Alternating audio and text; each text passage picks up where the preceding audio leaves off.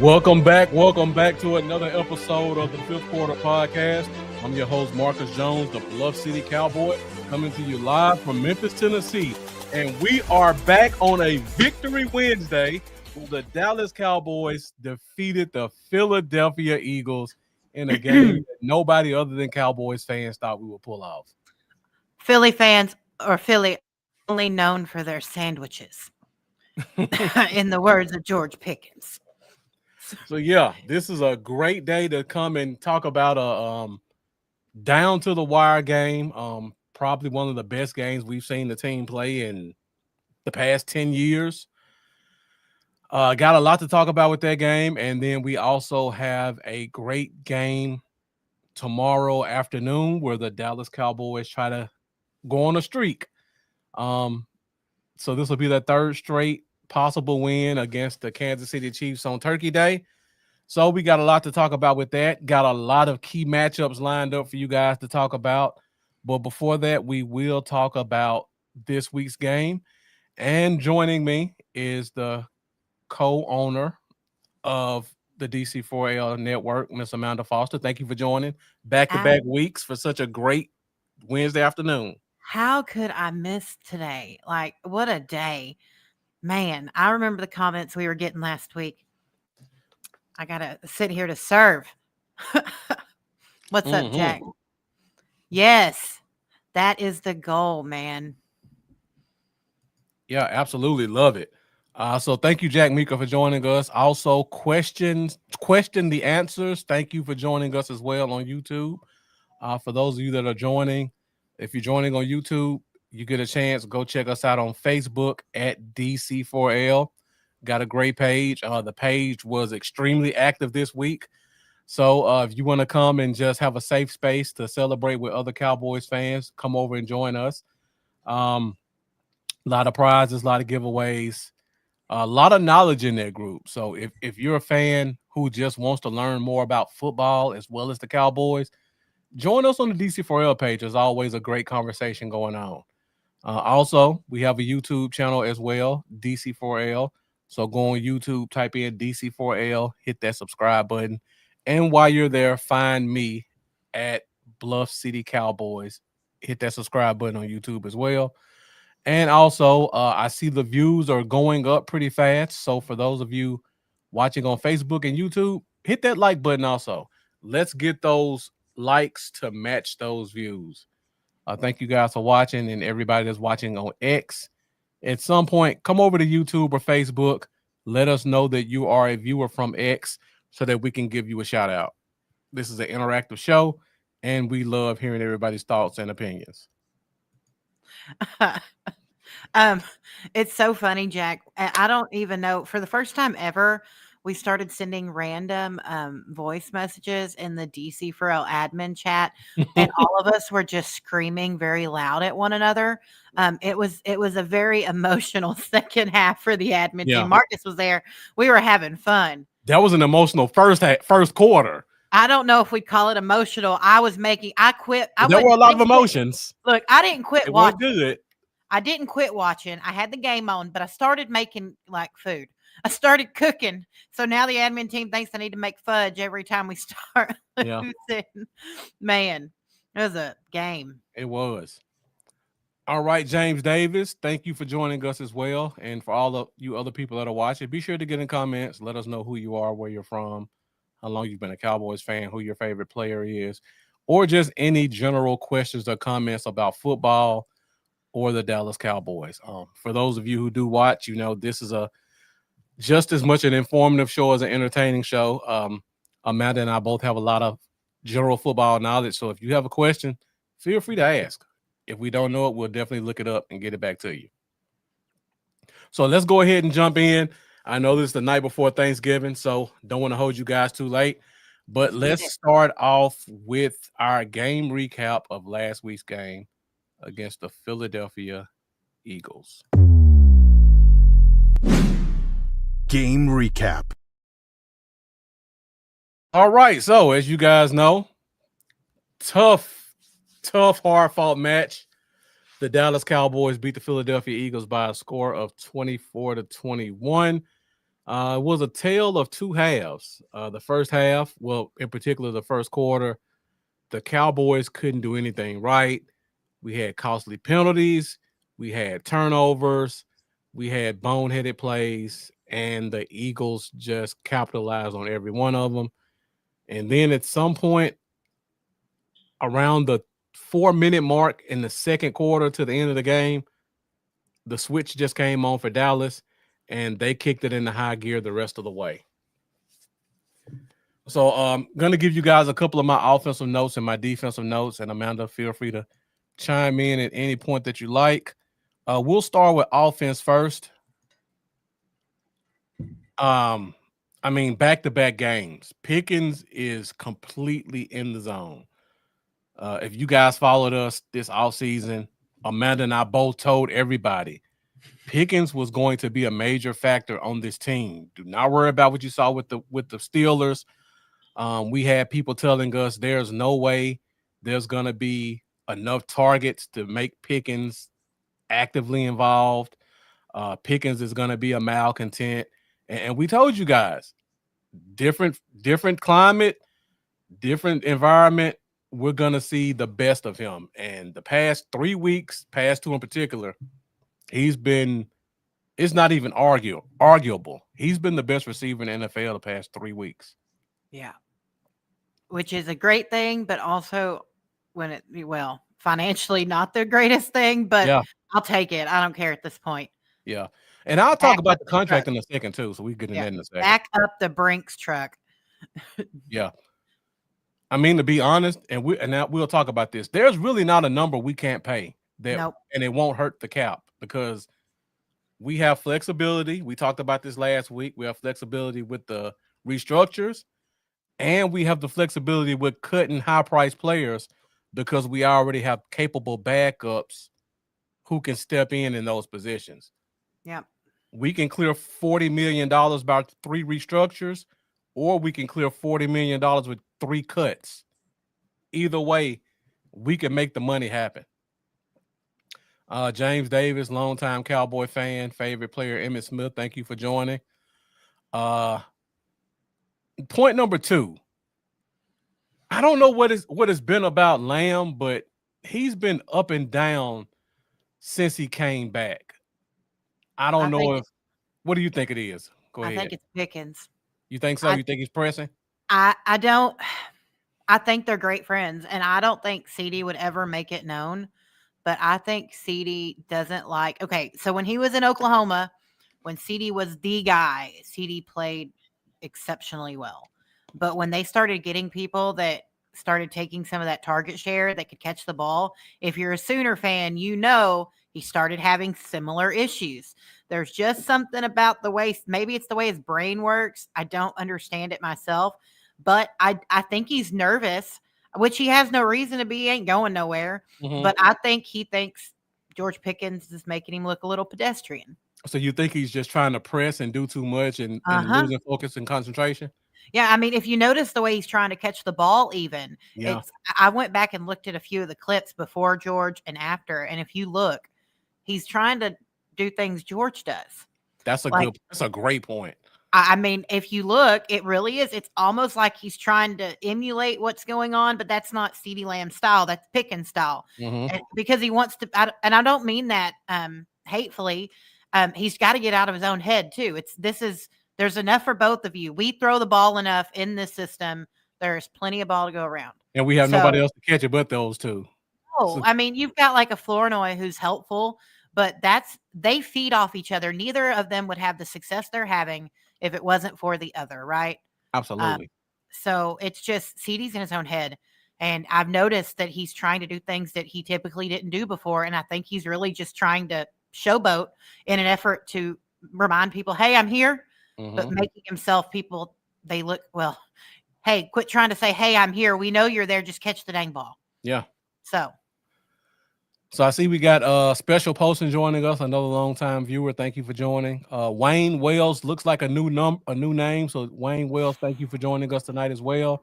We're not saying anything's wrong with Lamb. We're just saying something looks off. He's been inconsistent lately. I see we got Charlie joining us. established the pass. Said he's rewatching the Eagles game right now. But yeah, that's a great game to rewatch if you can get past that first quarter. But yeah, this game had a lot in it. Let me go back to my offensive notes really quick. So outside of the what did I mean on this number 3? The offense just looks unstoppable. I mean, if you look at the 2 wide receivers. I think you're talking about like putting Turpin in the running back position, right? Yeah. Is that what you meant? Okay. Exactly, yeah. Outside of wide receivers and running back, yeah. So, I mean, both our wide receivers are catching everything. Jake Ferguson's making key plays when he needs to make key plays on third downs and touchdowns. And Javonte Williams has been top 5 running back in the NFL when this offseason most fans thought he would be a backup type guy. Yep. But if they stop putting these receivers in the backfield, it would cut out a lot of our problems. I mean, I love Turpin. I get the thought process because Turpin is a great return type guy. Yeah. But run a jet sweep, run a reverse, run a quick hitch. Don't put him in the backfield and have him run it from behind the offensive line because it was like McCarthy running Tony Pollard up the middle all the dang time. Turpin ain't big enough to be trying to go through a Jalen Carter. And who else is on that line? I mean, he fumbled hitting our guy. He's not used to being behind big linemen. I didn't realize he fumbled hitting. That's even worse. Mm-hmm. Man. Yeah. If you want to get a fast guy back there, activate Jaden Blue and let him run it. I mean, he may fumble too based off his Texas history, but at least you got a running back in the backfield. There's something up with that too. That's really awkward. I mean, Malik Davis is a better running back right and now. Where's Maffa? That's the $1 million question. You could just thank Jerry for that one. I mean, he loves to play these games with injured reserve. So at first, Maffa went out. You gave Miles Sanders a chance. He's a veteran. You don't want to cut him. Then he got hurt. He gets hurt. And then instead you gave Blue a 1 week shot. Didn't look too well. And then it's Malik Davis. I don't know. Who would be the guy to cut to get Moff on the roster would be the question. I mean, Jalen Tolbert. Sorry. That would be the ideal cut, but I don't think they would do it. I can't believe they made him inactive. I was shook. I was like, whoa. All right, Flo. Flo's taking that spot. There ain't nobody taking that spot. And as long as we keep Pickens heading into next year, we are set at wide receiver. Mm-hmm. Solid. Yeah, I agree. Oh, and we don't need Schoonmaker anymore either. There you go. You can cut him. We got Brevy. You can't cut a second round pick. I mean, you can let him go next year and trade him, but that would be an ugly cut. So, what's he done except miss the catch? I mean, look, what was it? They threw it at Schoon there. I think it was in the first quarter, and he dropped it. Yeah, I agree. Yeah, but I mean, just for the value, that would be a hard cut to deal with. You can maybe try to convince him to do the R thing to bring Maffa back, but that would be a tough cut. Point number 4, this was, like I said before, the toughest offensive performance I've seen in 10 years. If you guys ever get a chance, make sure you start watching Sounds from the Sidelines every week. Wow. Always super entertaining, always informative. One thing I noticed from this one that stood out, people try to say Dak's not a leader. Wow. Dak held everybody accountable the entire game on every drive. Yeah. If it was good, he's high-fiving guys saying keep it up. If it's bad, he's high-fiving guys saying let's keep it steady here. Let's not get out of our heads. We're still in the game. What we're doing works. We just got to lock in. He did it the whole game. And he's been doing it all season. There is Been doing it, yeah. something different about Dak Prescott this year. I love sounds from the sidelines. It's one of my favorite things. I make people leave me alone when I watch it because, like, I get chill bumps sometimes. Like, Mm-hmm. I get excited watching that. But there is something different about Dak Prescott this year. Yeah. His leadership it's always been good, but it's at a different level than it ever has been. And watching him get in, and I noticed too, at one point in the beginning of the sounds of the sidelines, he grabs the tablet, the Surface, from one of the coaches and goes and sits down. I Yeah. think it was with CD, and starts showing him, look, you ran the wrong. You can tell he's showing him you ran the wrong dang route. You can see it in his face. It's impressive. Mm-hmm. Yeah. And I feel like a lot of that is coming from given more responsibility by the head coach. Because I feel like in years past, old school guys like McCarthy and Jason Garrett, they just wanted stuff done their way, and they wanted Dak to be the system guy. And now it looks like Dak's starting to consistently put in his input. Yeah. Because if you go back to years past, the team will look great for 2 or 3 weeks. You see Dak at the line making checks, and then for 9 weeks, it disappears. Hadn't happened this year. Dak's been consistently doing the same thing he did in week 12 as he did in week 1, and I love it. He's definitely been on fire. Let's see. Looks like you had a couple other new names. Jason Layton. We've seen you a couple of times. Thank you for coming back. Ashley Rollins Jacobs. Thank you for joining us as well. Dak has definitely been on fire so far this year. Last point offensively, O-line played tough. I mean, this was a very talented defensive front. Tyler Booker, while I mean, he did get beaten a couple of times, but considering the caliber of player he was going against, this was his best game of the year. Like he for the most part held Jalen Carter in check. Super impressive by him. And then had the injury. Nathan Thomas came in and held down the fort. Tyler Guyton, before he got hurt, was by far his best game of the year. Hands and feet, everything was technically sound. And then everybody else was just kind of par for the course in terms of Booker and Tyler Smith. So great offensive line play overall. I mean, the offense has been humming.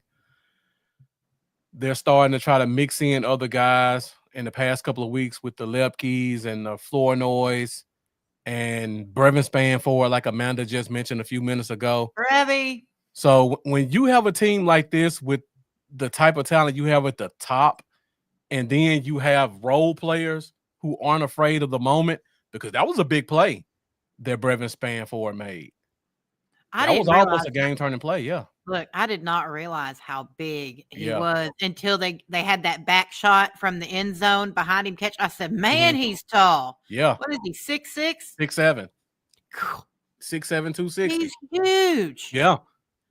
Like, why use him more? Like, that's a cheat code if I ain't ever seen one. If you watch Sounds of the Sidelines, did you catch the note where Dak said, I hope you don't, I'm glad you didn't fall this time? Yeah. Did you catch that? Yeah. That might be the reason they don't use him. That He's so might be big, he it. can't stay on his feet. Oh, we're going to get there, Jack. That is probably my favorite play from the whole game. I have never seen something. I like what he said in the interview, too. Ain't nobody from Philly going to put their hands on me like that. Yep. Love that. William Wiggins. Yeah. By the end of the game, Carter was tired. They were working him out. Yeah. So yeah. They made no halftime adjustments. Absolutely. I mean, they scored all their touchdowns off of bad plays by us. So it's not like they played a great game at the beginning. They just took advantage of our mistakes. If to be honest, going back and looking at that game, if not for our mistakes in the first quarter, we would have probably beat them by 15, by 10 or 15. It wouldn't have been close. We were shooting ourselves in the foot the whole day. That's the only reason they were having any success at all. I'm sorry, I'm not impressed with Philly. I'm just not impressed with that team. If you are good, you don't let a team that, as they say, 5-5. You're still 5-5. Well, took you to church. Yep. So yeah, So Charlie's already calling Brevin Spanford the next Darnell Washington from Pittsburgh. uh-oh. You know, Darnell Washington, the big tight end from Pittsburgh. Yeah. He came in the league at 270. Now he said he's 311. And they just bulldoze people on the offensive line. Yeah. Brevin Spanford could get there, but he looks like he's in much better shape than Darnell Washington.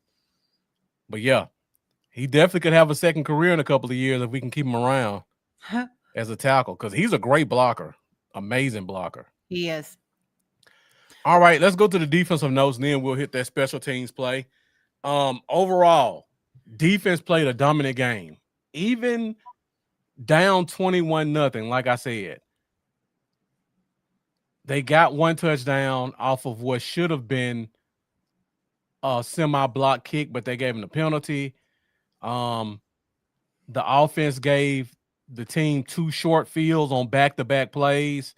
So the guys came out there, they're a little bit gassed, and the Eagles took advantage of it. So outside of that, when it was just a regular flow of the game where the offense moves the ball and the defense comes out and they're somewhat refreshed, Eagles could do nothing with them. I mean, from front to back. The corners really stepped up. I know A.J. Brown had a couple of big catches earlier in the game, going against Siobhan Revel. After midway through the second quarter, the young guys kind of calmed down and they handled their business. And while I'm on this point, something I noticed in this game, I know in the weeks past, we talked about how bad the scheme was and how guys were playing off. This was probably the first week that I noticed that we didn't play off 7 yards the entire game. So that kind of makes me feel like, and I have to watch this Chiefs game to confirm it, it makes me feel like a lot of that was because Eberflus had no faith in the corners that were on the field. Because now we got Revel and Carson, and those guys are pressing. And they pressed pretty much the whole game. And it could be faith in the corners. It could be faith in the pass rush. I don't know. But the corners are really stepping up, playing physical, playing tough. You're right, William Wiggins. They could be better. But considering they're young guys, and this was probably the best receiving core they've played so far this year, I think they played extremely well. Quinnen just completely wrecked the passing game in the second half. I know you guys have heard this a lot, talking about that 5-man front we've been running, where they've basically got a hat on a hat, 5 D linemen going against 5 offensive linemen and allowing Quinnen Williams to play one-on-one. Well, he's just destroying guys. He had 8 pressures as a nose tackle this week. After having what do you have, 6 last week? 6. Exactly. Like Jack Meeker said, you can't say it's just the Raiders. He had 8 pressures.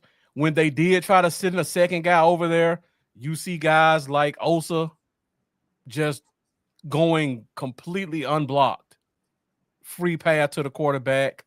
You see guys like Donovan keeping Jalen Hurts in the pocket because he's not getting that extra chip. It's just completely changed the way we play our games. And one of the best things I've seen is our linebackers kept Hurt honest. He didn't have running lanes.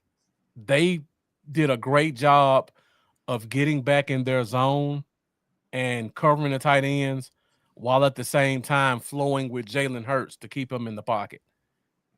I want to make a note. I want to make sure everyone heard. So you heard what the speech was at halftime, right, Marcus?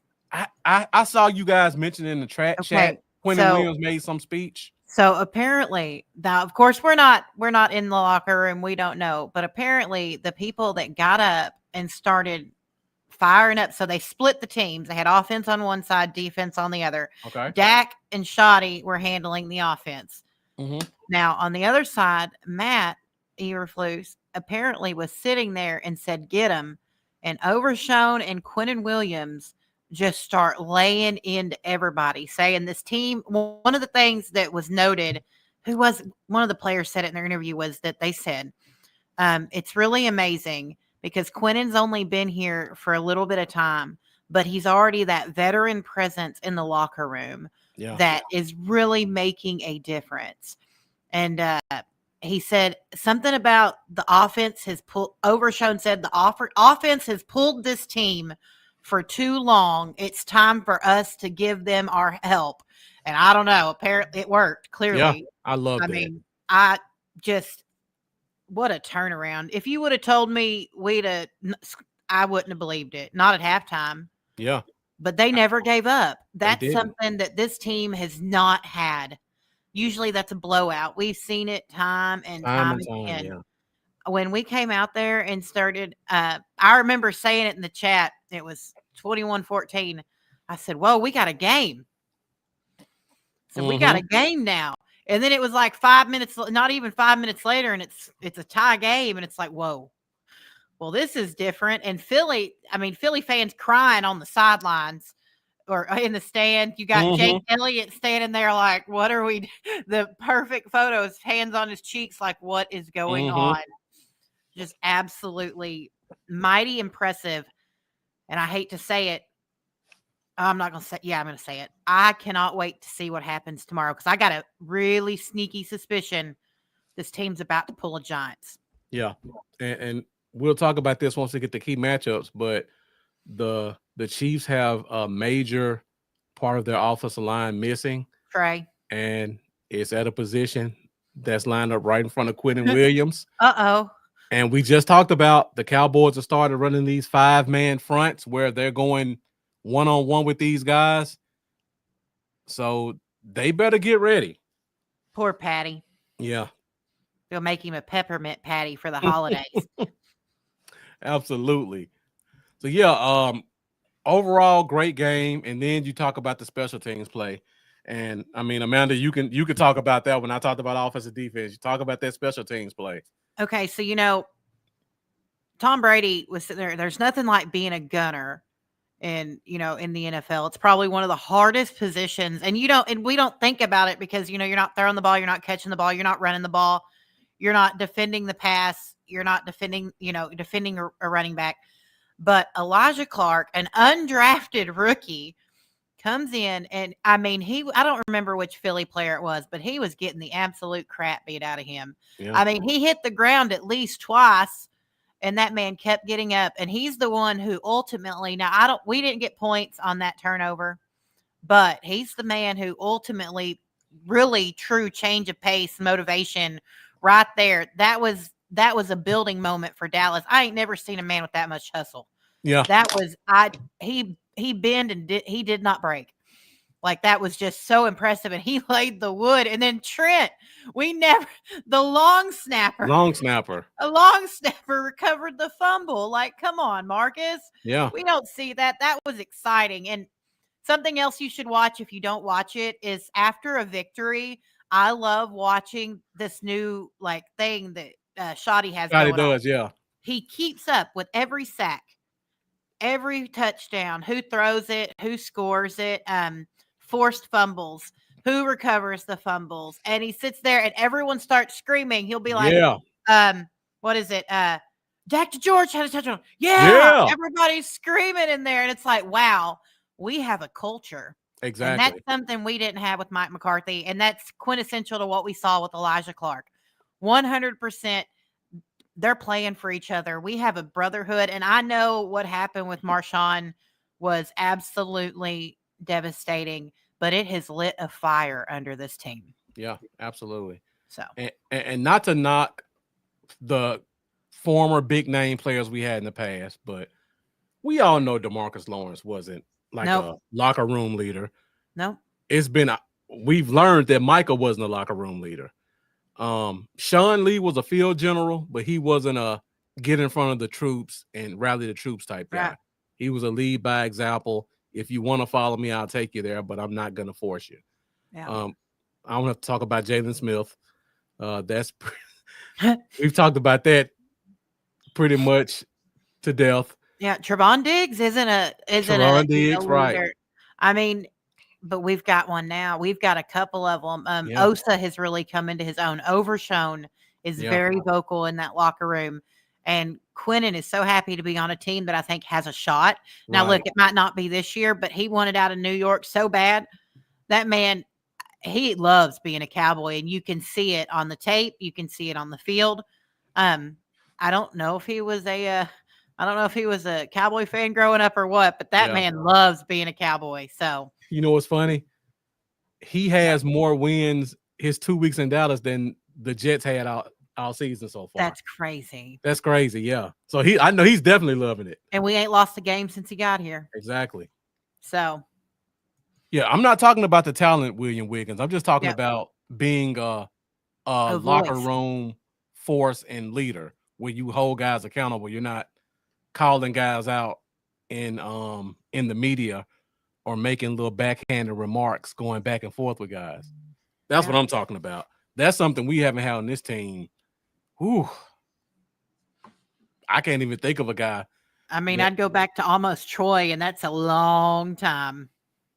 On the I'm talking about on the defense. Oh, on the How far back defense? do you have to go? Wow. Maybe Brady James, off the top of my head, just a guy that I know was a vocal leader that everybody respected. I mean, you go back to George. That's pretty far, though. That's really far, yeah. Really far to go back to Teague. So yeah, I'm thinking Brady James is the last one I can really think about. Even DeMarcus Ware, as great as he wasn't a right. And Roy Williams was as soft spoken as they come. I'm talking about guys who are the ones that stand up in front of the locker room, and kind of hold guys accountable, like Amanda talked about Quinnen doing this in the locker room at halftime. Yeah. But yeah, I did hear about the Quinnen comments about Aubrey. That was he funny. Can make that. What was it he said? There, Yeah. Who told him that? We just got to get a little. We just got to get past the 50, and Quinnen's like, wait, what? He can make that. He goes, I'm still. What was the comment after they said, yeah, that's butter? He said, oh, I'm new. I'm still learning my way around it. Yeah. But it's so funny. Man, this team's different this year. Yeah, definitely different. Yeah. All right. So again, great hard fought matchup. We're still in it. We've put the NFL on notice. Like everybody said, we beat the defending Super Bowl champs. And now we face the team that they faced in the Super Bowl last year. So this is probably going to be, it's definitely going to be the biggest game of the year for most people because everybody's watching Dallas. Everybody's watching the Chiefs. We both have to win. And it's the only game in town. And let me just say this, because I told Marcus, we were looking, Marcus and I, before we were in the backstage before the show started, there is a very good chance if the Cowboys win this game, they will almost, without fail, eliminate the Chiefs from playoff contention. Yeah. I mean, there's a few ways, but let's just say their light at the end of the tunnel becomes very, very, very dim. So. Absolutely. William Wiggins asked the question, do you expect to play more man against the Chiefs? I would say absolutely. Yeah. Because we have Bland that can match up with Rashee Rice, who's their best receiver. Their other receivers are kind of one-trick ponies. Xavier's just really fast. But they're not really using him. Yeah. Yeah. Trust me, that makes me so mad. I got him in fantasy because I'd hoped. So. Yeah, I can see some form of cover 2-man, cover 1, playing off on Worthy because of the speed. You can press Rice a little bit in the slot. You put Overshone on Kelsey? They'll probably put Wilson on Kelsey because I think Overshone's going to be more of a spy guy again. Spy for Patty? Yeah. And Kelsey's not Kelsey anymore. Not anymore, no. At all. If Wilson can cover Goddard and look competent, he can definitely cover Kelsey. So I'm not concerned about that one. Kelsey's going to make his plays because he's a veteran, but that won't be a 6-catch, 95-yard game that Kelsey's used to making. So we got John Jones joins in the comments. Thank you for joining us. Said we need to play more zone. We don't have many cornerbacks and safety that can run man. I think that's changed the past 3 weeks. Carson is a man corner, Revel's a man corner, and Bland's definitely a man corner. I think we can run a little bit more man. Yeah. Plus, on top of that, we've got the Zone. 5-man front that's humming, so they don't have to cover for 8 seconds like they had to week 2 and 3. Well, and zone was really what got us destroyed. Just play. We went from being mainly a man team. Eberflus kind of forced us into playing zone those first few games, and it was terrible. So I think this team's more set up for man, personally. I agree. So and William Wingers brings up a great point.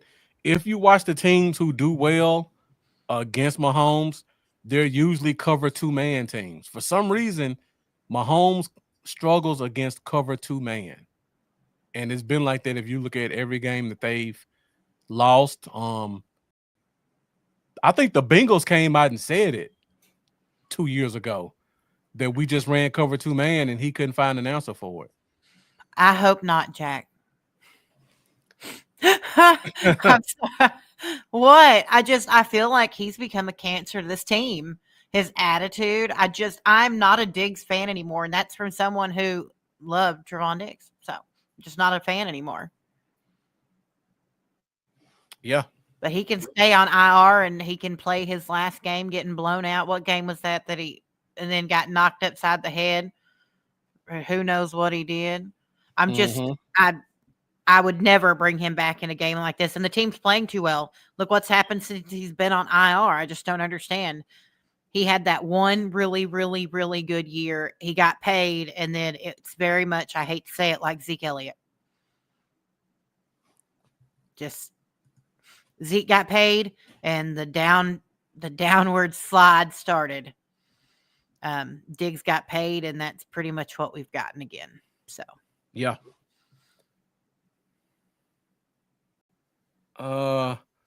So John Jones brought up the point that we played more zone than man the whole season.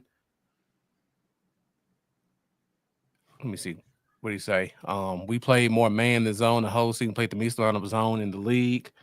Actually, you got it backwards. We actually played the most zone in the league. Yeah. I pulled up the stats right here. Prior to week 11, we only played 10% man. We played 90% zone. More than a third of that was cover 3 zone, and that pretty much showed. And when we talked about how guys were getting beat deep, we pretty much showed they were running cover 3 and guys weren't covering their zone. So it's actually the opposite. They've actually been running a lot more man the past 2 weeks than zone. Yeah, Jack Sanborn was the which, speaking of, did he go on IR? Did I miss it after the concussion or something? Did I miss that? Oh yeah, they had to put him on IR because okay, we had to make space. I clearly missed it. Well, thank goodness for that. No offense to his head. I hope he's okay. He was terrible. No, that's one of those conversations. I mean, this team has been the masters of putting guys on IR for the past 4 years. Yeah. So yeah, they've definitely been doing it. So let's go ahead. Before we talk about the Eagles game, forgot to mention our player of the week for back-to-back weeks. George Pickens, 9 catches, 146 yards, and 1 touchdown. I mean, first quarter, we tried to go to Lamb. It wasn't working. And then eventually the game shifted to Pickens, and he made play after play after play after play and completely changed the look of our offense. So, yeah, George Pickens was on fire this week. Just making big plays. Over or under, George Pickens ends up in the kettle. If he probably would be the guy because somebody's going to do it. That's who I see it. Yeah, absolutely. Uh-oh. What's up, the lunatic? We got the lunatic joining us. Appreciate you joining us tonight. Yeah. So I mean, again, his stats this week are almost identical to last week's stats. The only I difference think if he is, gets, go I'm ahead. sorry, go ahead. Oh, I was just gonna say, I think if he gets like 80 yards, he hits a career high, and Yeah, he's not even done with the season. So yeah, great season for him so far. Um, I wish I can go back and find the people who are arguing online during the off season about him. oh man. I told so many people he would have 1,000 yards by week 12, and they just thought there's no way. I don't know if you remember, we had a Steelers fan pop in right after we got the trade because we did a show pretty quick after that. And a Steelers fan popped in and said, "Good luck with that problem." Yeah, Well, thank you. yeah, we Marcus and I were always on the Pickens train. So, exactly. man, I've been on the Pickens train since Georgia. I was upset we didn't draft him that year. and the lunatic's right. We're going to have to pay him. Look, but here's the difference. Micah, yeah, the difference is I really do think there's a difference. I know it's same agent. Don't get me wrong. I really think that Jerry is not going to play around with this contract. No. I just do not see it. Jerry Jones is like a kid in a candy store every time George Pickens makes a catch. So. And let me just show this while we're on that point, because I keep hearing fans say there's no way we can sign him. I just want to show the contract. Marcus broke it down for y'all. I know it's probably kind of hard to read. See if I can make it bigger. So I just pulled up the largest contract in the NFL right now, which is Jamar Chase. 4 years, $160 million.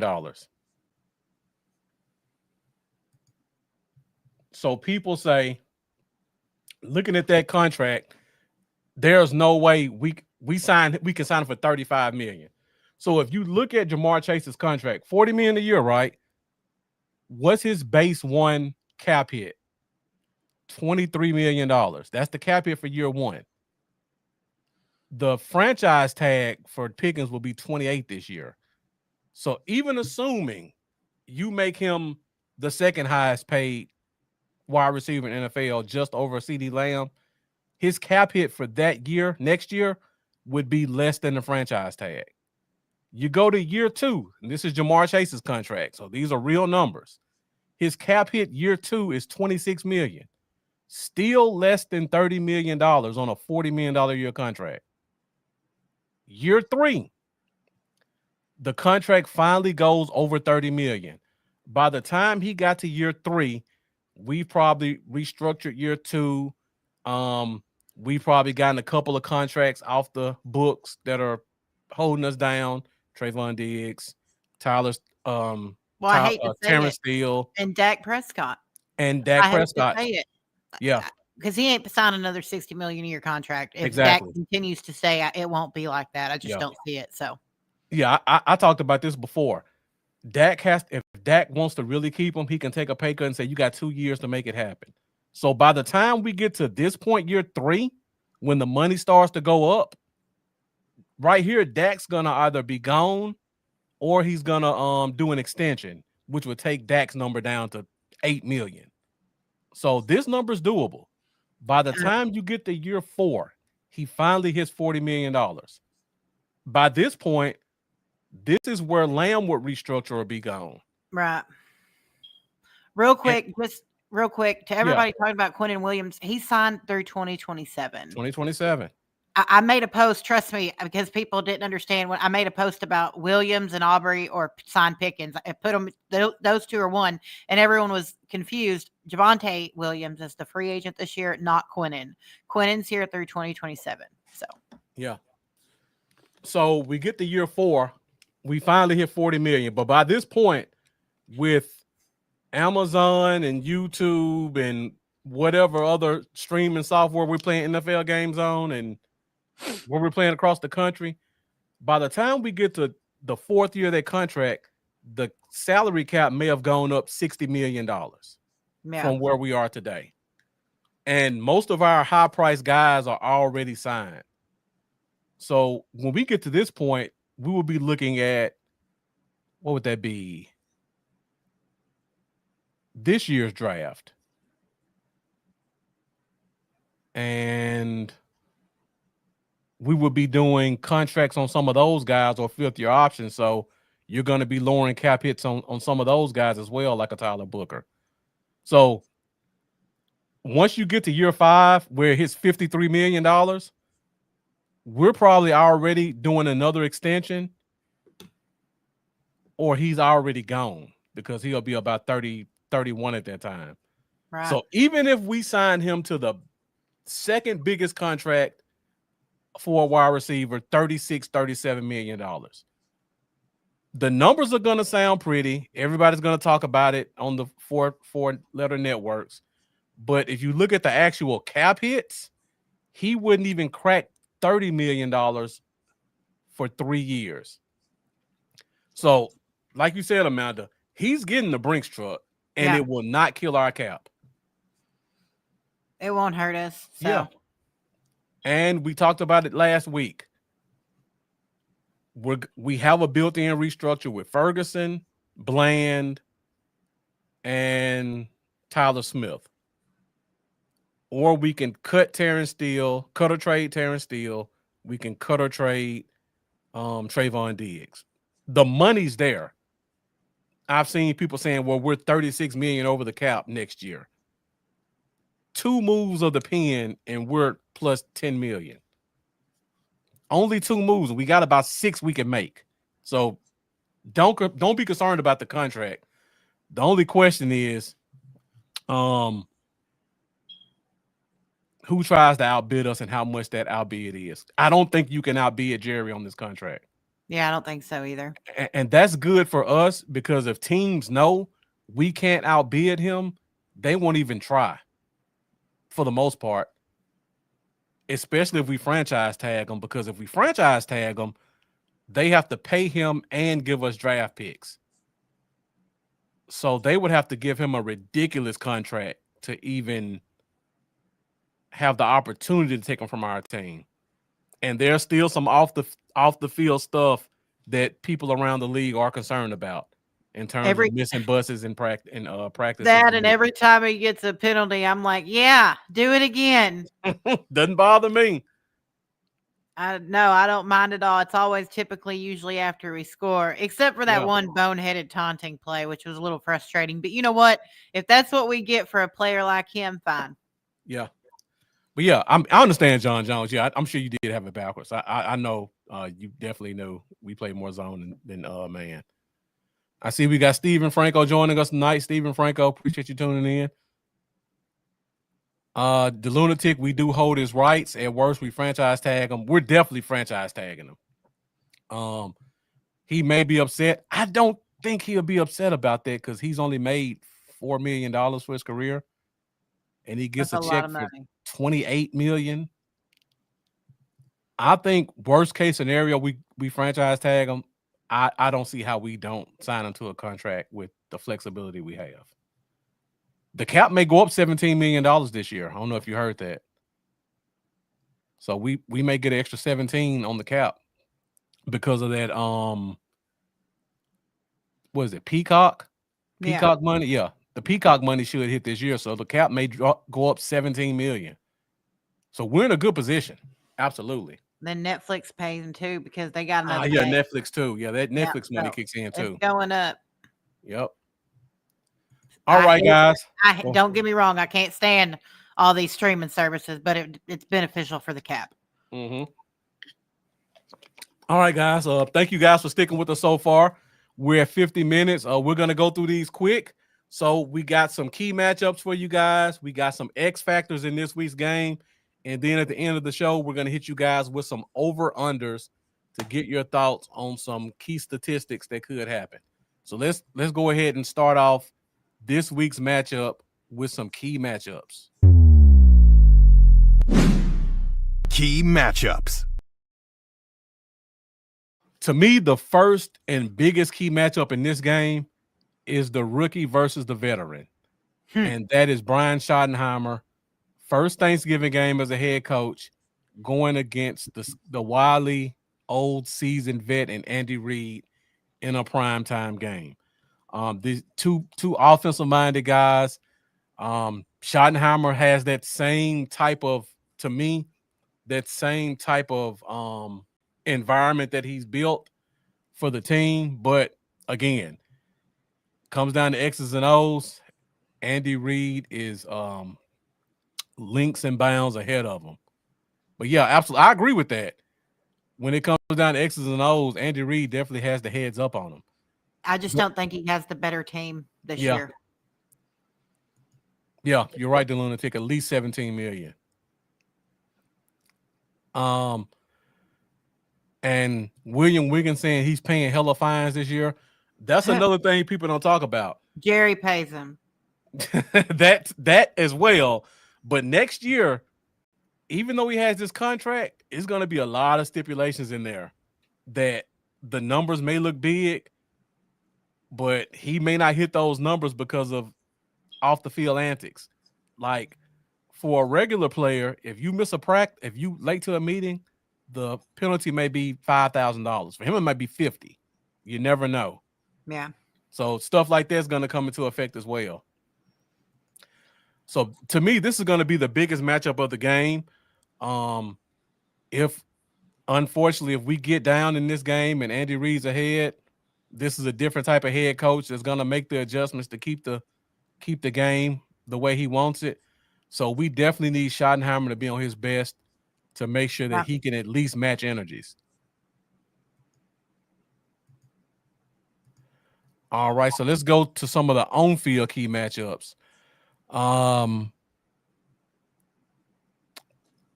Got quite a few to look at. So we'll start on the offensive side of the ball first. And we'll go Tyler Booker just faced against Jalen Carter. In this week's game, he gets Chris Jones. So he goes from bad to worse for him because Chris Jones has been playing at an elite level when they're winning. When they're losing, he tends to kind of check out of games. But he definitely is an explosive player, knows how to play the position well. Tyler Booker better be ready to step up on this one.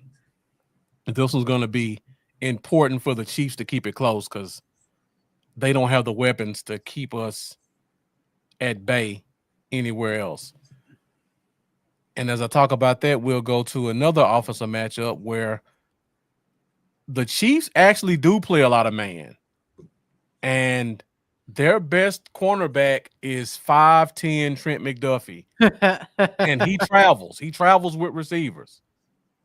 So he's going to be following George Pickens on the boundaries.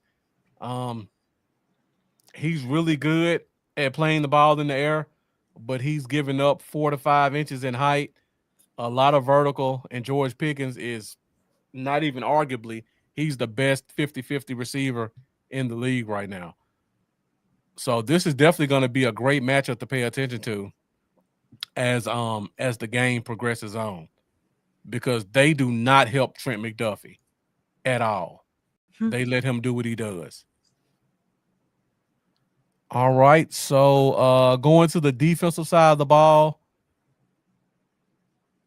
Got one more offensive key matchup because we got Tyler Guyton out. Nathan Thomas is stepping in. Is this his second game starting, like from the beginning? I know. I want to say he started twice, didn't he? Because Guyton was out before. That's what I thought. I thought this was his second start. Man, because was there someone else who took his place though? Instead, I'm trying to remember. No, it was Guyton. I mean, it was Thomas. Yeah. So yeah, Nathan Thomas stepping in. Yeah, he'll be okay. Yeah, George Karlaftis is their best pass rusher. He's one of those high motor guys, so it's definitely going to be a fist fight over there. Karlaftis is not the most athletic, but he's a smart player. He's a crafty player. He's a high energy guy who makes plays with a ton of effort. And this is going to be a street fight on their side of the ball. So definitely want to pay attention to with the young tackle playing against George Karlaftis. Just like the lunatic said, yeah, it was a tough matchup for Booker. Is that me? I'm not sure. Did you hit a button or anything? Not that I know Okay. of. I don't know what happened. All right, let's go ahead and keep it moving. Let's go to the defensive side of the ball. So we talked about their big matchup on the line. Let's talk about ours.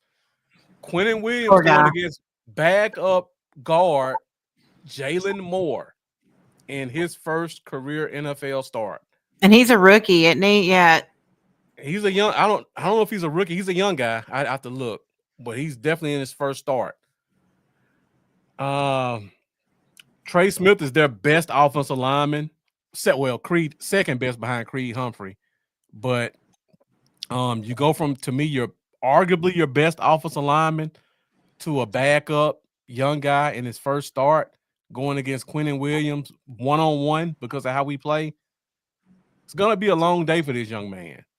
So this is definitely gonna be a key matchup that can make the difference in the game. Mahomes struggles with pressure in his face. Our edges have been doing a good job of containing. So it's not going to be a lot of dancing around, hopefully.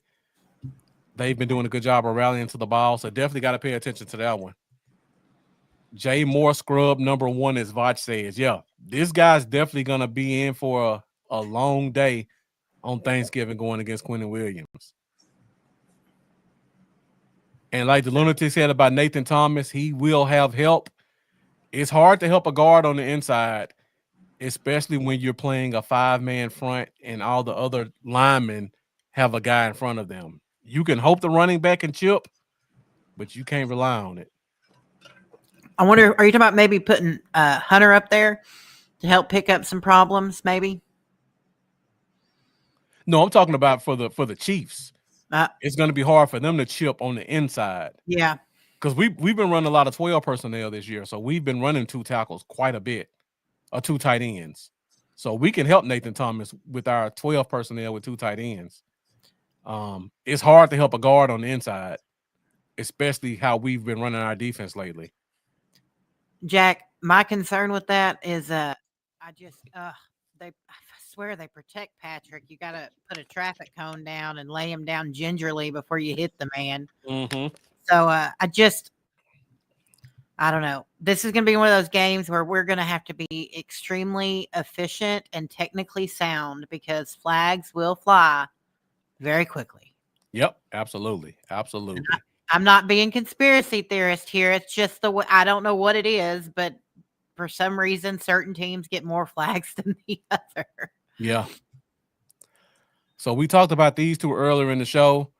Like I said before, the way we've been running defense, Logan Wilson has been kind of covering the tight ends. He was covering Brock Bowers week 1, his first week here. Last week he was playing pretty heavily on Goddard. This week he gets Travis Kelce. To be honest, this might be his easiest matchup because Travis Kelce is not the Travis Kelce we think of when we think of how he plays. Let's look at Travis Kelce's stats so far this year. It's been up and down, and I know because I have him in fantasy because that was all I was left with. He's had some good games, but he's also playing. I wouldn't say scared, but I would almost say that the age is starting to affect him because you can notice in the way he goes to take his hits. He plays gingerly. I guess that's the good word. He's going old man Jason Witten where he catches the ball and either goes straight down or goes straight to the sideline. Yeah, I mean, he's had some decent breakaways and he tried to jump over somebody and that was hilarious because Travis ain't got hops. And I don't know, maybe he was trying to impress somebody in the audience. I don't know, but it was hilarious because he couldn't get up there. He just fell almost flat on his face. Yeah. I think Logan will do fine. I've actually been pretty impressed. Everyone was concerned bringing Logan Wilson over here because he was benched by the Bengals, but it's like he was benched because he was telling him this ain't it. So, Yeah. And he's a big linebacker too. 6'3", yeah, yeah. 245. So he doesn't give up much in terms of size to Travis Kelce or athleticism. He's younger. Talked about it before with the way we run our defense. He has to cover a little bit less than usual. Kelce will make his possession catches, but it's not going to be him breaking away 20, 30 yards, anything like that. Jack. I didn't even think about that. I have a very bold look. I'm going to throw this out there. Jerry Jones made a comment a few weeks ago about her, and he mentioned that he mentioned how much he liked her, which was very bizarre to me. I think Jerry might be trying to coax her into playing at Thanksgiving or at halftime because she's got a song with Post Malone. And so I've had this theory that if Jerry really wanted to kind of say, yeah, look at me, NFL, y'all couldn't get her for the Super Bowl, but look what I did. I don't think so because she says she doesn't want to at the same time. So, but I do hope they don't. They have been not showing her, to be honest. Like one times it's chilled a lot, but she also might not even be there because security stuff. So who knows? But we can hope not. And you know what? The lunatic brings up a great point. I talked about this earlier in the show. The Bengals have historically had great success against the Chiefs. Yeah. I think Joe Burrow's 3-1 against the Chiefs?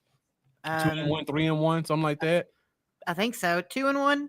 A lot of that is because of how the Bengals play defense. And like the lunatic said, Logan Wilson was a big part of those teams that played against the Chiefs. So he definitely knows about the blueprint, and he's seen quite a bit of Travis Kelce and knows how to play against them.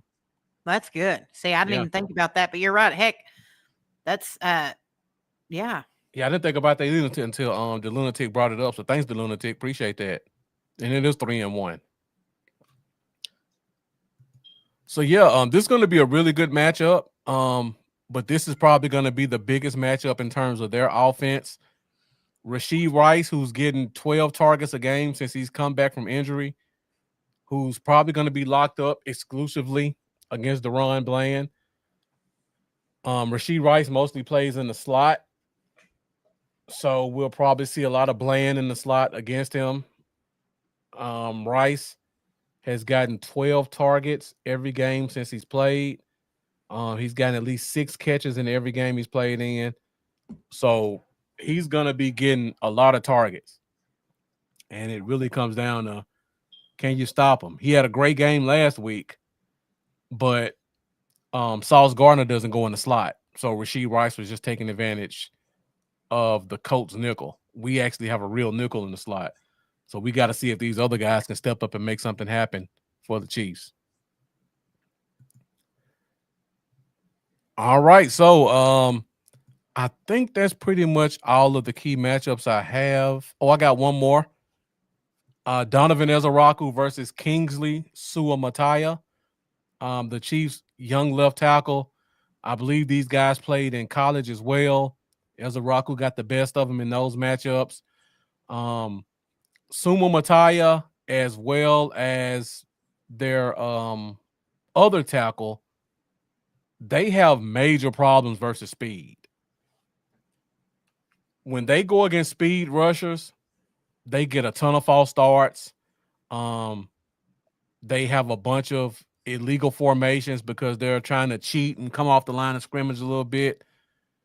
So this matchup, if Ezeraku can get off, it's going to cause the Chiefs a bunch of problems because their tackles have a ton of problems against speed rushers.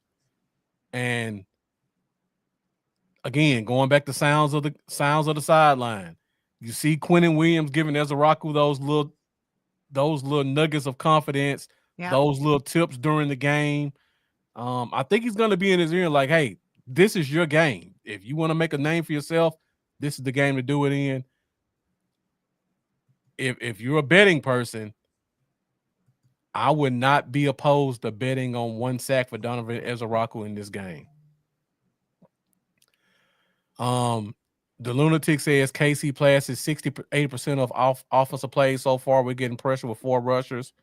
Hopefully our corners can get takeaways. And Jack Meeker saying EZ has erupted the past 2 games. Yeah, he's getting one-on-one matchups. All right, so let's go ahead and go into our last 2 segments of the show. So for those of you who are still with us, next segment is X Factors. I only have 2 X Factors I'm paying attention to in this game because just watching the tape, I think these guys have some opportunities. I have 1 for the Cowboys. I have 1 for the Chiefs. So we'll go to the Chiefs first. Their running backs have an opportunity to be X Factors in this game. Our run defense has been amazing the past 2 weeks with Quentin Williams in the inside. But on the reverse of that, the Chiefs have really they haven't been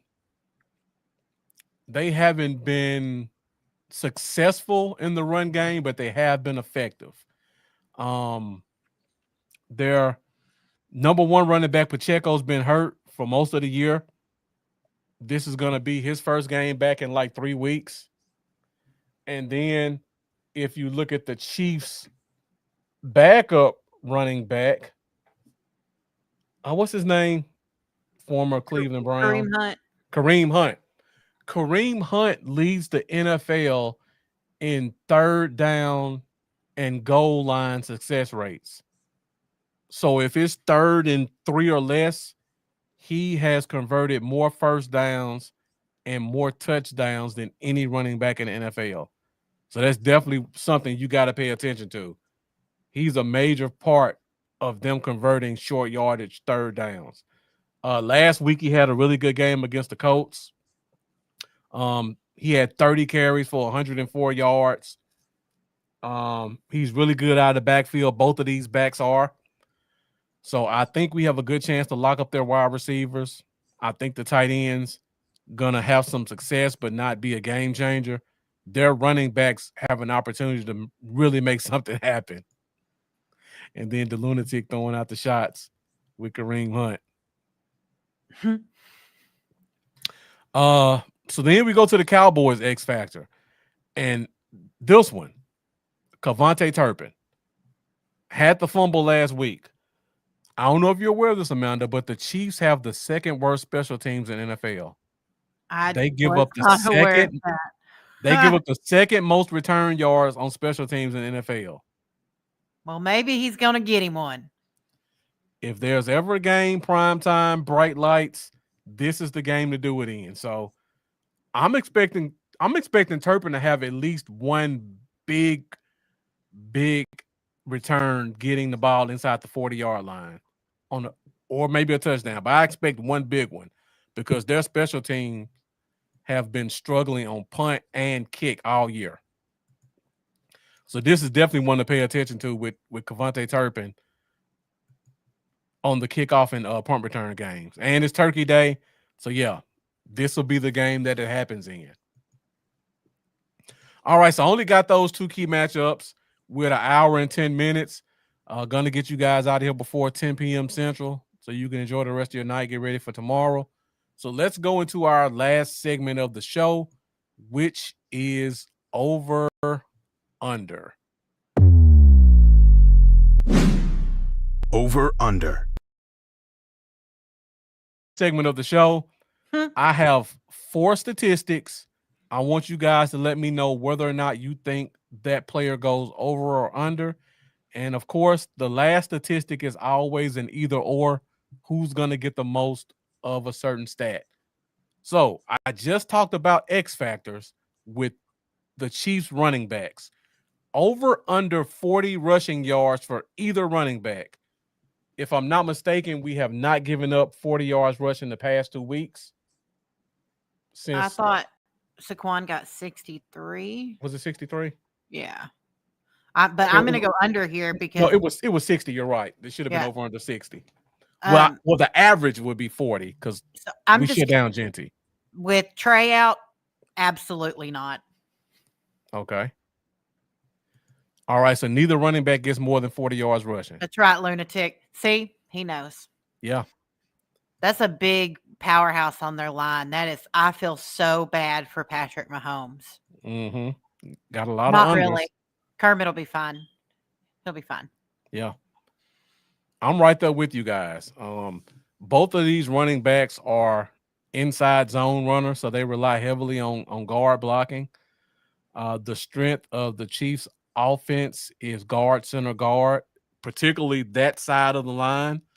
I think I saw a statistic. They said they run like 58% of their rushes behind that Trey Smith side. Yeah. So you take that out, I'm going under as well. Yeah, front is stout, got good linebackers. Kareem Hunt's been the most successful, but he's not the most explosive, so we can get to him early. I don't know if Pacheco's healthy. I know he's playing. Yeah, he's got that MCL sprain. Yeah. Oh, and they just dropped, apparently a few hours ago, they dropped their quarterback rankings moving into week 13. Mm-hmm. Have you seen it? Mm-mm. Matt Stafford's number 1, Drake May's number 2, and then Okay. somebody jumped up 3 spots. This is the NFL rankings. Okay. Someone jumped up over Josh Allen, over Patrick Mahomes, over Herbert, over Daniel Jones, Sam Darnold, Jalen Hurts, and who else? I don't know who rounds out the 10. But anyways, that would be Dak Prescott as the 3rd best quarterback in the league right now by NFL Okay. stats. So I mean, I don't know how he hasn't been all year, but I know. I guess we just have to appreciate that they finally caught on. Yeah. But yeah, I know. Great point to Lunatic. I think Quentin Williams gonna have a great game this game. This will probably be the biggest game he's ever played in. Yeah, he told me he used to watch those kinds of games. Uh-huh.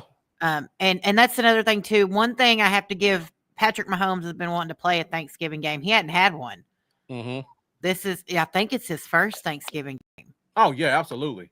So he's pretty excited too. So it'll be an interesting, but the dynasty's ended. So what it has.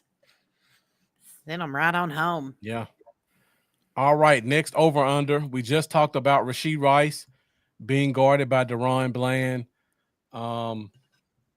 He's been getting 12 targets a game pretty much since he's returned from injury.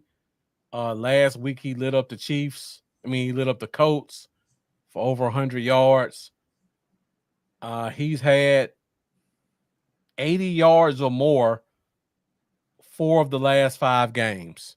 So over under 80 receiving yards for Rashee Rice. Let me know your thoughts in the comments. Over under 80 receiving yards for Rashee Rice. Under. All right, Jack says over. The Lunatic saying Bland gets that pick this week. I can definitely see it because Mahomes does get happy feet. Yep. All right, That Amanda. one game he had 3 interceptions in one game. So it's not. I don't think he's going over. I think that rush is going to get to Patty, and he's going to make a lot of really stupid throws. You're on the island on this one, Amanda. Looks like I'm gonna take everybody's the going island. over. Everybody's saying over. I'm on the island. Call me Trevon Diggs 3 years ago. This was close. I think I'm kind of with John Jones. I think it's over. I think it'll be between 80 and 100. I don't see that as being like a major effect on the game, but I can definitely see him getting a ton of targets because they have to move the ball, and I think he's their best option. All right. Next over under. Talking about receivers, George Pickens. Pickens has gone 140 yards in back-to-back games over the past 5 weeks. 1, 2, 3, 4, 5, 6. Over the past 6 weeks, he's gone over 80 5 times. The one game he didn't go over 80, he had 78. And 3 of the past 6, he's had over 100 yards. So over under 100 yards this week, George Pickens. And people cannot wait to say over. Ashley Rollins Jacobs with the all caps over, followed by John Jones with the all caps over. Everybody else is saying over on this one as well. Third straight 100+ game for John Jones. The Lunatic saying under, but a couple of pass interference calls. Charlie has them going under as well. I'm torn on this one. I think just because they play so much man with Kansas City, I think he's going to have a bunch of opportunities to make some plays. So, yeah, I think he goes over on this one also. The only way he doesn't go over is if this becomes a CeeDee Lamb game. Do you think they're going to – well, Shoddy said that we're going to throw the ball a lot to CeeDee Lamb. It seemed very off. I was so thrown off by the words that came out of his mouth. I'm like, is this like a mind game, Shoddy?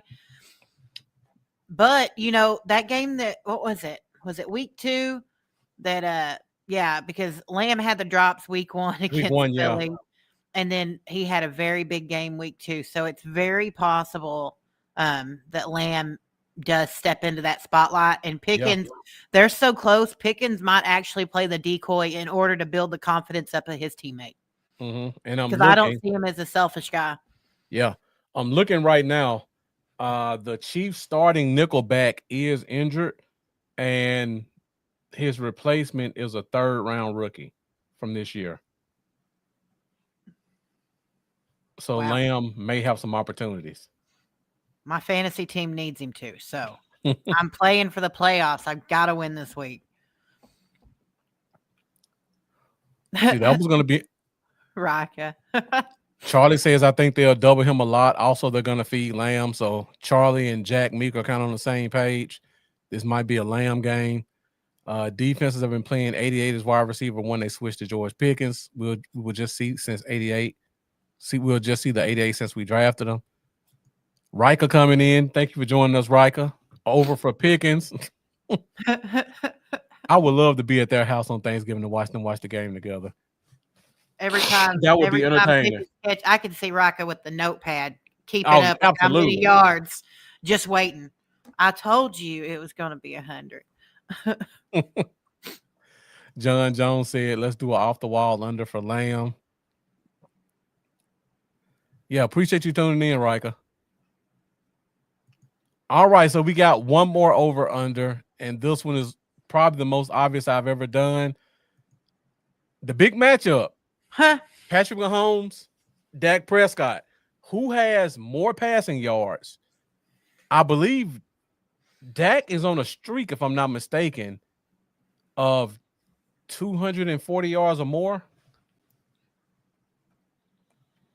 Is it 240 or 220? There's some streak he can hit this week. But he had 350 last week.